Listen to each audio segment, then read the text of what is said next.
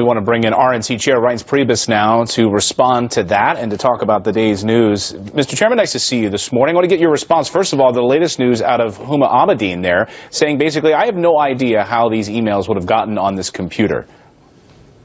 Well, good morning, everyone. Thanks for having me on. First of all, she signed a separation agreement with the Department of State that we put out yesterday, where she attested under penalty and perjury that every device that she used during her time with the Secretary of State was turned over to the Department of State. Obviously, that wasn't done. So that's one piece of the puzzle that people aren't talking a lot about. But secondly, this is just a continuation of the corruption of Hillary Clinton. And I know that this is obviously bad news for her, and the election is coming up, but just where this election was before this happened was that things were tightening already. With Clinton Inc., with all the other scandals that were catching up with Hillary Clinton, the collusion between the foundation and the Secretary of State and Bill Clinton and his speaking fees, all of that was bubbling up. Then on Friday this hit. Look, she's corrupt, and the fruits of her work are finding her out. Yeah, well, Democrats are up in arms about this, as you've been listening to over the past few saying, James Comey, you can't just come out and give us basically no information here. Just 11 days before this election, they're saying that he needs to be prosecuted, saying give Clinton a pass. So interesting, though, you rewind just a few months ago, they were having a love affair with James Comey.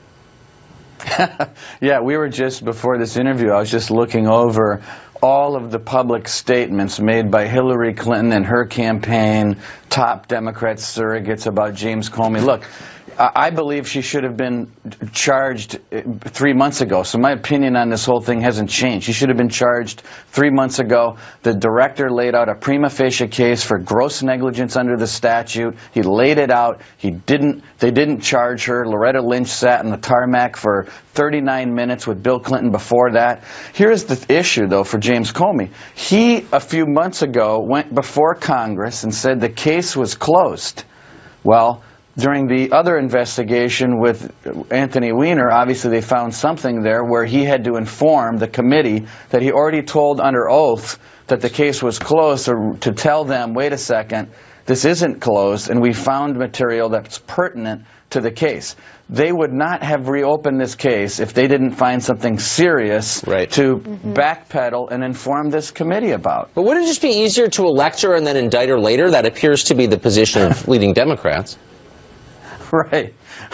Maybe that's what they think. But, under the statute, and I understand that constitutional lawyers argue about this, but if you just look at the language of the statute, I don't know if you've looked at it, but it actually says that if you violated this statute, either intentionally or through gross negligence, one of the penalties is you're not eligible to hold public office. That's what the statute says. Now, you can argue the Constitution can't, we can't lay different burdens on, but the actual statute says if you give away state secrets and you act recklessly or through gross negligence, you cannot even hold federal office. This is a serious situation that the American people need to consider when going into the ballot box and deciding whether they want to put a person in office that could be indicted for criminal conduct. We had Judge Napolitano on the show earlier. I'm not sure if you caught that interview. He seemed torn about this, and one of his concerns was that, look, the policy of the DOJ is within 90 days. You don't release any public policy or progress reports that have or could influence the election. And so he thought that Attorney General Loretta Lynch was honoring that commitment, but then, of course, many others are calling for her removal and saying that she is not fit to serve. Where do you stand on Attorney General Loretta Lynch this morning? Well, I think she compromised herself when she sat on that airplane with Bill Clinton for 39 minutes. I mean, she could either recuse herself, she could put someone else in charge of handling the decisions on this particular project. Look, she's been in and out of this thing inappropriately the entire time. But I think it all comes back to Hillary Clinton. It comes back to her corrupt behavior. It comes back to everything her touching as Secretary of State had turned to mud, whether it was Russia, Syria, Iraq, Benghazi, her emails. I mean, everything about it. I don't even understand how a person like General Cartwright and General Petraeus Their careers are over. Their reputations have been permanently soiled. And here we have a person that wants to run, actually it wants to be president of the United States, and it's 9 days from now. Right. It's an unbelievable this thing that's gone on here. So you play this out, Reince, and we don't know how long this is going to take, or if we're going to hear more from James Comey between now and Election Day. But let's say Hillary Clinton does win this thing, and this continues to go on, this investigation, and Donald Trump says, you know what, I'm not going to step away until this is resolved, until we know the results. Are you going to stand by the nominee? Are you going to stand by Trump in that decision? Oh, I don't know about that. I mean, listen, this is a hypothetical. We expect to win on Tuesday, so that's the hypothetical we're operating under, and we're doing well on early and absentee ballot voting.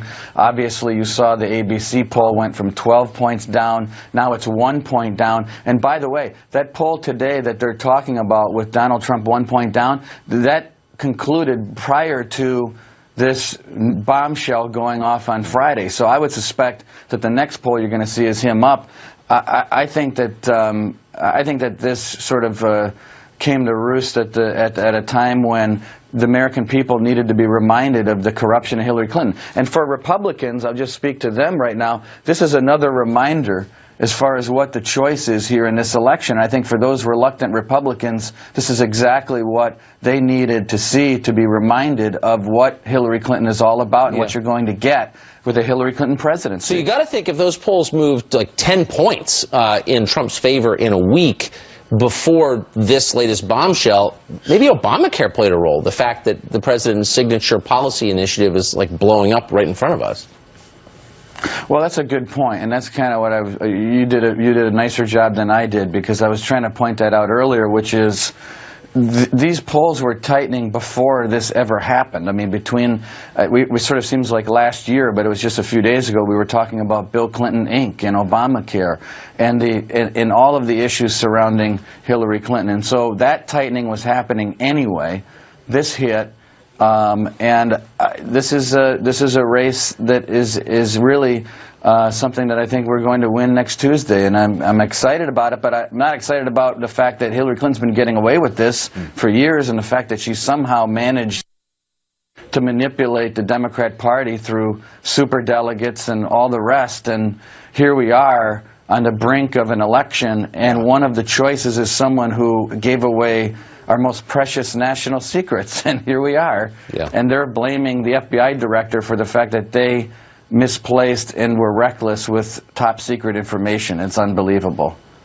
Reince Priebus, chairman of the Republican National Committee, joining us live this morning. Thanks a lot. Thanks for being here. Mr. Chairman. Thank you. All right, coming up here.